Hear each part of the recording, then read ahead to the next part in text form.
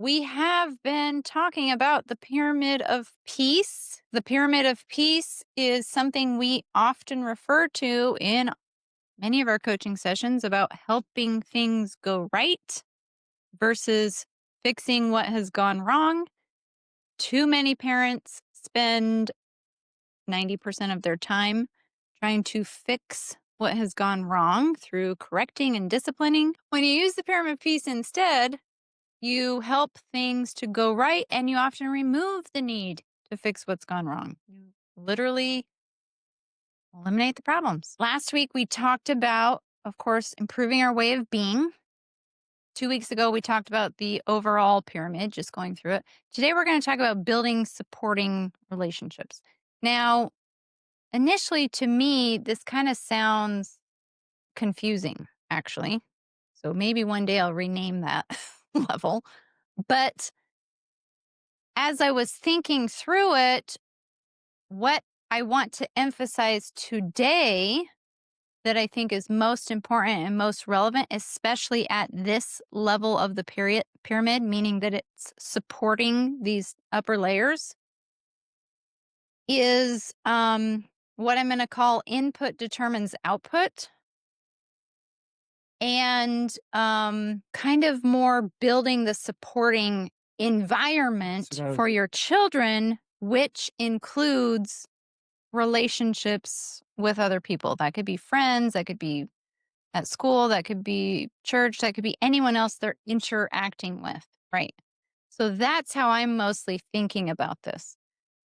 Because as we were, supporting environment, supporting network, yeah, supporting supporting input, yeah. and I'm going to explain what input means deeply. Um, but all of that, as we were discussing it, like all of that is so important. And as we think about our own parenting journey and experience, this was a major key element.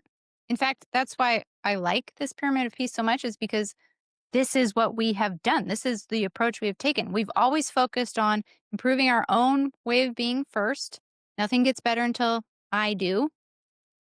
And then it was all about input determines output. It was all about creating that supporting environment that was giving the right input that we wanted to our children and to our family culture.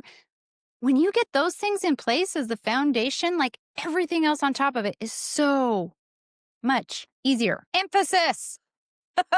So much easier. Like, Flashing neon lights. yeah, exactly. Neon lights right here. That's all I have to say. Like, it's so much easier when you have these foundational pieces in place. Well, and I want to emphasize the other side of that. When we don't have them in place, Hmm. it is chronic self-sabotage. Yes. In So fact, go ahead. if you Finish. don't have a supporting environment, then you have an unsupporting environment, right? A Or a sabotaging sabotaging environment. environment. So you're either supporting your success or you're sabotaging. Yes. And so subconsciously, if we don't deliberately set up a supporting environment, then we unconsciously and automatically set up a sabotaging environment. And think how difficult sabotaging your parenting makes it. So all of your effort, all of your work just gets undone because the environment or the network or whatever it is there is sabotaging it. Now, I think, unfortunately, or whatever, I when we talk about the different strategies that we use, like when we're discussing specific strategies, I think unfortunately we have not always emphasized that underneath that are these layers in place. It's almost like they're a foundation there. And for us, we tend to just kind of forget about it. But that doesn't serve you guys, which is why I'm now emphasizing it.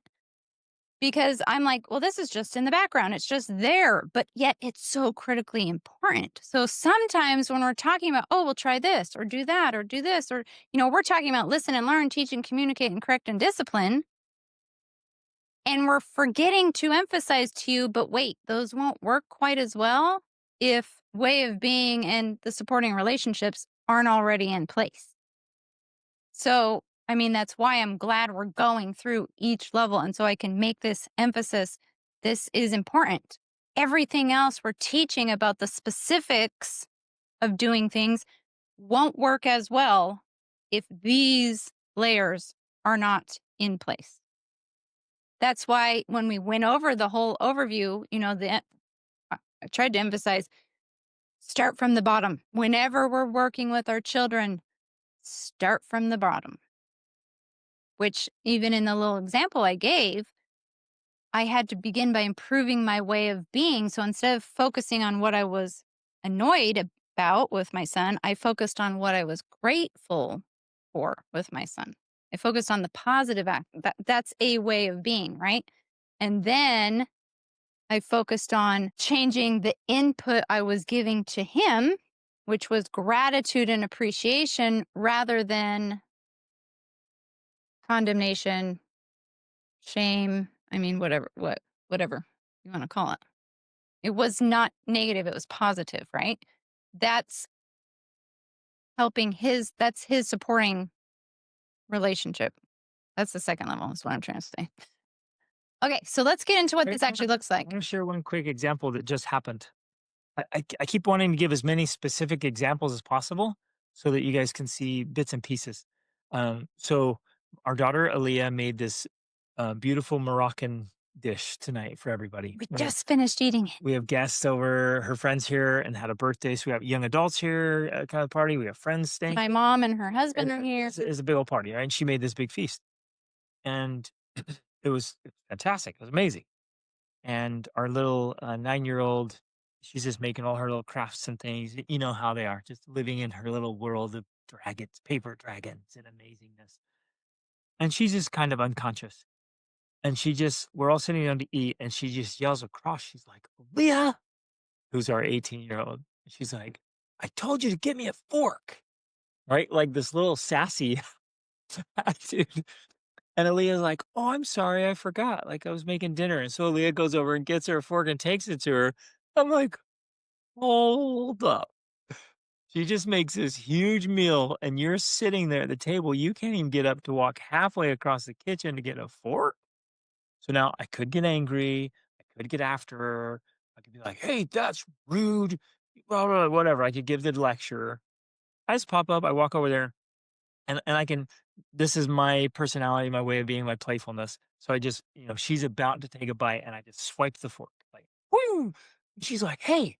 And I was like, I, I think that you just asked your sister who made you dinner to bring you a fork. Like, are those legs painted on? And I start tickling her, right? She's wearing these little flower leggings. I'm like, are these flower paintings? And so she's tickling and giggling and she's like, no. So I grab her and I'm like, Can you walk?" And Let's test it. I drag her all the way across the kitchen. He's like, "What's going on?" I put the fork in her hand. I'm like, "You can do this. You can walk back. Oh, and on the way back, you give your sister a hug." And so I'm like, I grab her and wrap her around Aaliyah, and we're all just in the kitchen. And then we go back over. And so I was playful with her and fun, and we're tickling and teasing all the while teaching, like, hey, she just made dinner. And You you didn't didn't get even your say own thank you. fork, and then when she gave you a fork and dinner, you didn't even say thanks. But I did it in such a playful way, there was 0 withdrawal from the relationship account. Does that make sense? So I corrected her without making a withdrawal. In fact, it was a deposit, and it was a fun way for her to go, "Oh, yeah, that's a better way to handle." Anyways, that's a specific example.